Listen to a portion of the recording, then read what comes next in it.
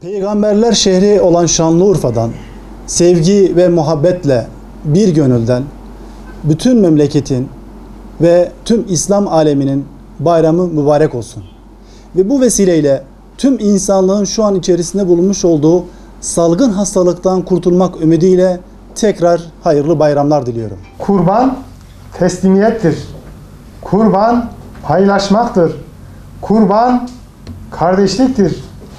Hayırlara vesile olması dileğiyle Kurban Bayramınız mübarek olsun.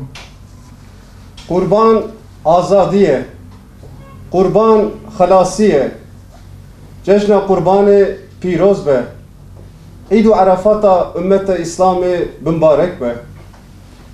كل عام أنتم بخير عيدكم مبارك.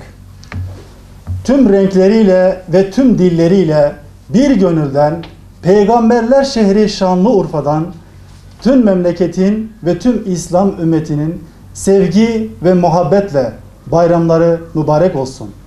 Ve şu an insanlığın içinde bulunmuş olduğu salgın hastalıktan tüm insanlığın kurtulması ümidiyle tekrar hayırlı bayramlar diliyoruz.